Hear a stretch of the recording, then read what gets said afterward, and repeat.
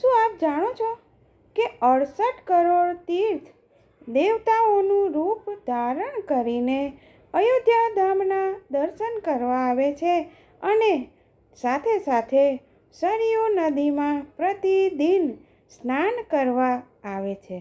જેને અજબ ગજબ વાત. આવો આનું શું છે રહસ્ય તે આજની કથામાં આજે આપણે સાંભળીશું. ભગવાન શ્રી રામે સ્વયં કહ્યું છે કે અવધપુરી સમપ્રિય નહીં સોવું, યહ પ્રસંગ જાનઈ કોઉ કોઉ. સરયુ નદીમાં સ્નાન કરવાનું આટલું બધું મહત્વ શા માટે છે? એક વખતની વાત છે, લક્ષ્મણજીને તીર્થયાત્રા જવા માટે ભગવાન શ્રી રામને પ્રાર્થના કરવા લાગ્યા અને ભગવાન શ્રી રામે યાત્રા કરવા માટે લક્ષ્મણજીને પરવાનગી આપી દીધી અને આજ્ઞા આપ્યા બાદ ભગવાન શ્રી રામ મનમાં ને મનમાં હસવા લાગ્યા. ત્યારે લક્ષ્મણજીએ કહ્યું કે ભગવાન, મારા જેવા દાસથી કોઈ ભૂલ થઈ ગઈ છે જેના કારણે આપ હસી રહ્યા છો? ત્યારે ભગવાન શ્રી રામે શું કહ્યું તે આગળની કથામાં આપણે સાંભળીશું. જય શ્રી કૃષ્ણ મિત્રો, સ્વાગત છે તમારું મારી ચેનલ સ્નેહ સાગરમાં.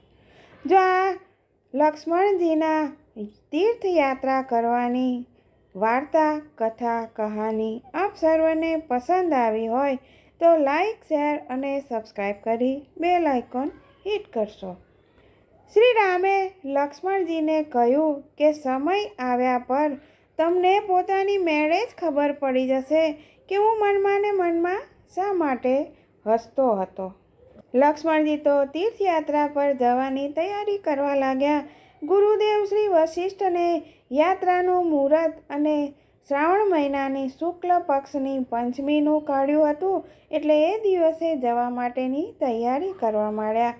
મુહૂર્ત અનુસાર સૂર્યોદયના પહેલાં પ્રસ્થાન કરવું ખૂબ જ જરૂરી હતું.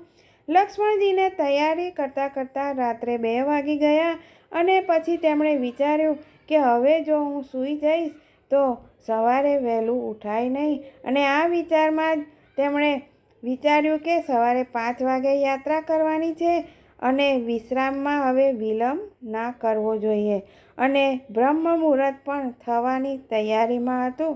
એટલે પહેલાં જઈને તેમણે સરયુમાં સ્નાન કરવાની ઈચ્છા રાખી અને તેઓ સરયુ નદીમાં સ્નાન કરવા માટે જાય છે એવું નક્કી કરીને જ્યારે તેઓ નદી કિનારે પહોંચે છે ત્યારે ત્યાં ખૂબ જ પ્રકાશ થઈ રહ્યો હતો.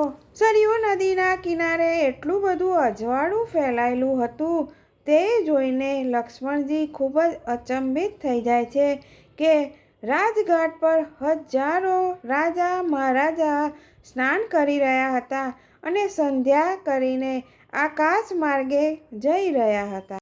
આ દ્રશ્ય જોઈને લક્ષ્મણજી અચંબિત થઈ જાય છે અને એવામાં તેઓ પાછા ઘરે ફરે છે. લક્ષ્મણજીએ ઘરે આવીને ભગવાન શ્રી રામને કહ્યું કે આજે જ્યારે હું સરયુ નદીના કિનારે ગયો ત્યારે કેટલાય રાજા મહારાજાઓ ત્યાં સ્નાન કરવા આવેલા હતા અને ત્યાં ખૂબ જ અજવાળું પથરાયેલું હતું. એ જોઈને મને ખૂબ જ આશ્ચર્ય થયું. તે કોણ હશે તે હું જાણવાની ઉત્સુકતા રાખું છું. આ બધી વાત જ્યારે લક્ષ્મણજીએ શ્રી રામને કહી ત્યારે શ્રી રામે કહ્યું કે લક્ષ્મણ, તમે એમને પૂછવાની કોશિશ ના કરી કે તેઓ કોણ છે, ક્યાંથી આવ્યા છે? ત્યારે લક્ષ્મણ કહે છે કે આ દાસથી ભૂલ થઈ ગઈ. મેં સંકોચ વશ તે લોકોને કાંઈ પૂછ્યું નહીં અને તે હજારો લોકો સ્નાન કેમ કરી રહ્યા છે તે પણ જાણવાની કોશિશ ના કરી. આજે હું ફરીથી ત્યાં જઈ અને તે બધાનો પરિચય પૂછી લાવીશ. લક્ષ્મણજી ફરીથી પાછા ત્યાં જાય છે અને જોઈ છે તો કાલની જેમ જ આજે પણ હજારો લોકો સ્નાન કરી રહ્યા હતા પરંતુ તેમાંથી કોઈ પણ કાંઈ બોલતું ન હતું. ત્યારે લક્ષ્મણજીએ હાથ જોડીને પ્રણામ કરીને પૂછ્યું, ભગવાન, આપ લોકોનો પરિચય હું જાણવા માગું છું. ત્યારે હજારો રાજાઓએ કહ્યું કે અમે લોકો કાશી ગયા, જગન્નાથ, બદ્રીનાથ, કેદારનાથ, શ્રીરંગમ, રામેશ્વરમ અને દ્વારિકાપુરી એવા 68 કરોડ તીર્થ દેવતાઓનું રૂપ ધારણ કરીને અહીં નિત્ય પ્રતિદિન શ્રી અયોધ્યાના દર્શન કરવા માટે તથા સરયૂ નદીમાં સ્નાન કરવા માટે દરરોજ આવીએ છીએ. આના બાદ લક્ષ્મણજીએ મહિલાઓના ઘાટ પર જઈને ત્યાં પ્રણામ કરીને માતાઓને પણ પ્રશ્ન પૂછ્યો. ત્યારે માતાઓએ તેમને કહ્યું કે અમે ગંગા, યમુના, સરસ્વતી, તાપી, તુંગભદ્રા, કમલા, કોસી, ગંડકી, નર્મદા, કૃષ્ણા અને ક્ષિપ્રા નદી જેવી ભારતની હજારો પવિત્ર નદીઓ નિત્ય પ્રતિ શ્રી રામપુરીના દર્શન કરવા અને સરયુજીમાં સ્નાન કરવા માટે આવીએ છીએ.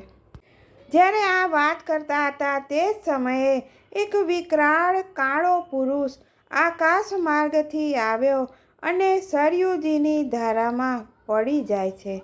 થોડીવાર પછી તે જળમાંથી બહાર નીકળે છે. ત્યારે તેના હાથ ગોરા ગોરા થઈ જાય છે અને હાથમાં શંખ, ચક્ર, ગદા વગેરે ધારણ કરીને પ્રકટ થાય છે. લક્ષ્મણજીએ ઘરે આવીને આ બધી ઘટના ભગવાન શ્રી રામને સંભળાવી. ત્યારે શ્રી રામ કહે છે કે લક્ષ્મણજી, આ પુરીના દર્શન કરવા અને સ્નાન કરવાના માધ્યમથી 68 કરોડ તીર્થ અયોધ્યામાં આવે છે અને તમે આ અયોધ્યા છોડીને અન્ય તીર્થોના દર્શન કરવા જઈ રહ્યા હતા. એટલા માટે જ તમે મનમાં હસતા હતા અને જ્યારે મેં કારણ પૂછ્યું ત્યારે તમે કહ્યું હતું કે ઉચિત સમય પર તમે સ્વયં જાણી જશો. હવે આપ જ નિર્ણય કરો કે તમારે 68 કરોડ તીર્થયાત્રા કરવા જવું છે કે નથી જવું. આમ લક્ષ્મણજીને પોતાની ભૂલ સમજાઈ અને 68 કરોડ તીર્થ યાત્રા પર જવાનું તેમણે માંડી વાળ્યું અને સરયુમાં જ સ્નાન કરીને બધા જ પુણ્ય કમાયા. અવધપુરી મમ પુરી સુહાવન, ઉત્તર દિશ બહ સરયુ પાવન. જય શ્રી રામ, જય હનુમાન, જય સિયારામ. ફરી મળીશું. રામ રામ.